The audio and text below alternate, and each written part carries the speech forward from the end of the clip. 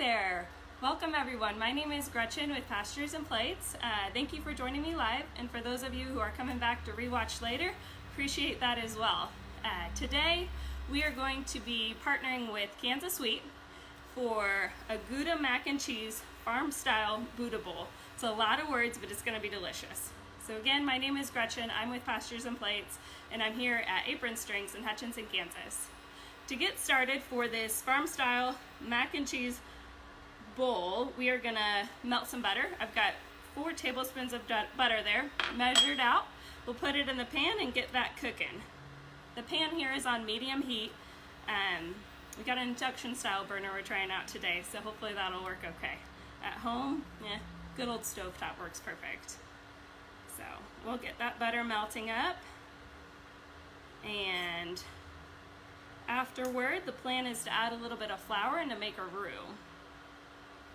So why a mac and cheese Gouda bowl? I have to thank my husband for that. He's a farmer, meat and potatoes, we love that. That's a staple weekly in our menu, but he also loves his fair share of macaroni and cheese. The cheesier, the better. So I decided after we got married, how about I take it to another level, and we doctored it up with a little bit of fresh produce, throw in some steamed vegetables in there, a little bit of protein, and make a meal. So everyone's kind of heard of the Gouda bowl style of trend there for a little while, and it was any grain you've got, whether it be a little bit of quinoa, whether it be rice, something like that, and you just layer it with lots and lots of toppings. The more you got in there, the better. Just pack it with flavor. And that's the same thing we're trying to do here today. So I've got that butter melted. It's sizzling pretty well. And I'm going to add the flour. And all the while when you're doing a roux, you want it to stir constantly. Otherwise that's going to burn. So we are going to add that flour in, combine the butter with the flour to make that roux, and that's going to be the way that sauce is going to thicken. So I like to cook mine for about a minute, give a little bit of a chance for that butter and flour to mix pretty thoroughly before adding the milk. Alrighty, let's give that a stir there,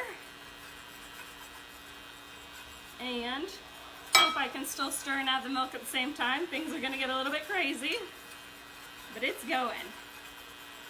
While we're waiting on that to cook together and combine, tell me where you're coming from. I'm here in Hutchinson, Kansas, like I said, live at Apron Strings. Where are you from? Woo! A little bit of that milk spilled out, and for those of you who've seen me cook, it's normal. That's just gonna splash a little bit everywhere, but we're gonna keep on stirring. And this roux is gonna thicken for about 5 minutes. You got butter combined with the flour, cook that for a minute, add the milk, and continue to whisk it around. After 5 minutes, it's gonna thicken a little bit, about the consistency of pudding, kind of whenever you're making that instant pudding and it slowly thickens. That's what it's gonna feel like. Alrighty. Labor Day is this weekend, so I do want to mention to you guys that this would actually be a great crowd pleaser, I think. You have the mac and cheese whipped up ahead of time. You have a bar full of different toppings that people can grab and throw into their bowl and kind of create their own, build your own Gouda bowl. As you'll see in the post as well, this is a contest. Pastures and Plates is partnering with Kansas Wheat to give you guys opportunity to win a prize pack. All you've got to do to win is going to be like Pastures and Plates on Facebook, and then I want to hear from you. What are you going to throw in this farm style Gouda bowl?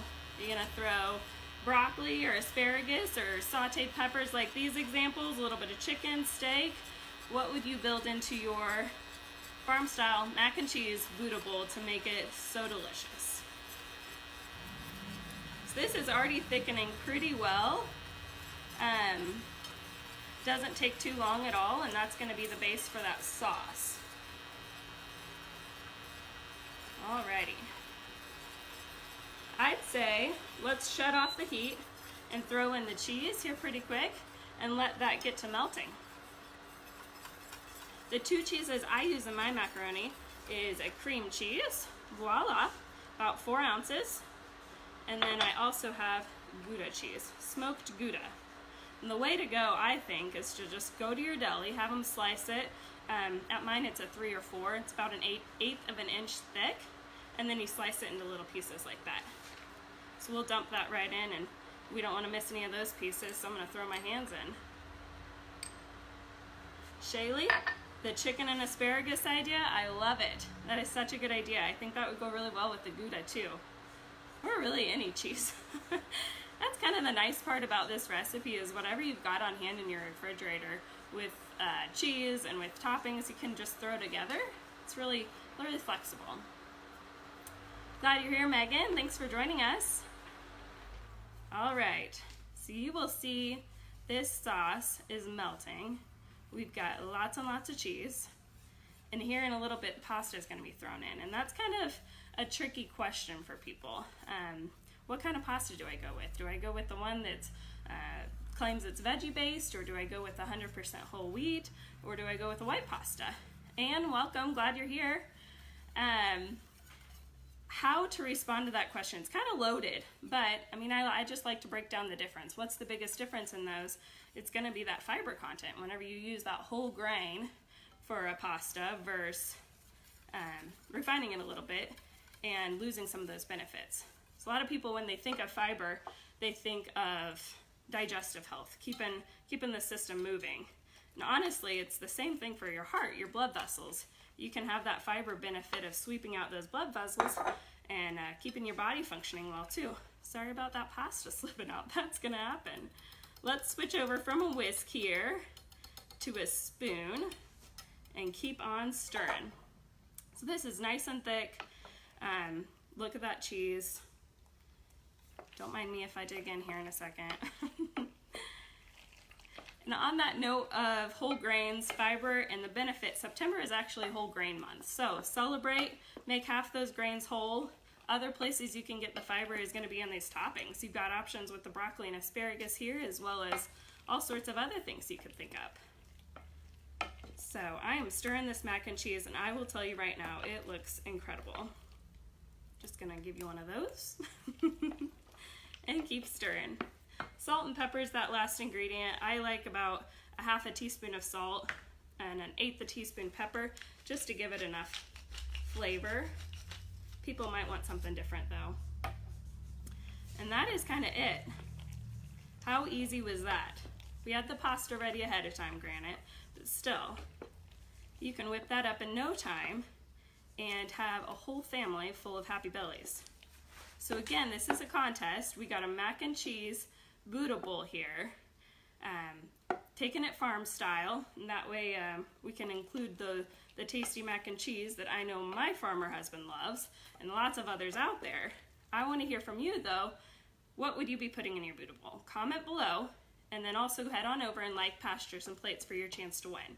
And what we're talking about for this winning opportunity is this stylish apron right here. So this is actually from Apron Strings. I think it's super cute. It says Rise and Shine, and then we've got a bunch of other goodies that we'll be throwing in that gift basket too. A dough hook, pans, towels, basically just setting you up to get this Labor Day weekend started with some good old mac and cheese bar and lots of happy billies. So here's your mac and cheese. That is finished. I'm gonna call that good. If you're wanting to put it in the refrigerator, save it for a little while later, helpful hint, do add a little bit of milk whenever you're heating it back up. That's gonna help it stay fresh and creamy just like it is right now. But another opportunity for you to comment and tell us what you think. I've got 3 bowls here and these examples of what a balanced plate actually looks like. So this one is Gouda mac paired with steamed broccoli and buffalo chicken. Yum, delicious. Buffalo chicken, I know, is a total hit at our house. Is it at yours? This one is Gouda macaroni and cheese with some sauteed vegetables. We've got peppers, onions, mushrooms, and fajita chicken. So that'd be more of kind of a Mexican style. And then we've got, last but not least, Gouda mac and cheese, asparagus, and pulled pork. What do you think of that one? Bacon and Brussels sprouts. I could go for that, Megan, any day. I didn't realize how much I loved Brussels sprouts until a little later when I actually tried them. And that's probably part of my problem is, who knows? You never know until you're going to try something whether you're going to like it or not. Who do you think? Share this with somebody who's going to love mac and cheese, who could be building this farm-style Buddha bowl and loving it as much as I think you will. And Shayla, you asked a great question. Why Gouda? That just happens to be a family favorite. I was exposed to it one time, I think, sampling in the cheese department and just fell in love. It's creamy, it's delicious. I love that smoky flavor. So once again, my name is Gretchen. I am the author of Pastures and Plates. I write for the purpose of just helping families feel a bit more confident about the foods that they're feeding their families, using kitchen staples like mac and cheese, and then doctoring them up into a bit more of a balanced plate. And how we did that today was starting with that base of the mac and cheese, adding the vegetables, adding some protein, and kind of going from there. So if you want to participate in the contest, I've partnered with Kansas Wheat. Go ahead and run over to Pastures and Plates, like that page, and comment below with what you would put in your Buddha bowl. Share with us some ideas. This contest will be running for a few days, end of Friday, 11:59 p.m. I don't know what the date is, but you can check your calendar, and we'll be announcing that winner shortly after. So just want to thank you guys again for joining us. Feel free to shout out, ask a few questions, anything we can do. Thanks a lot.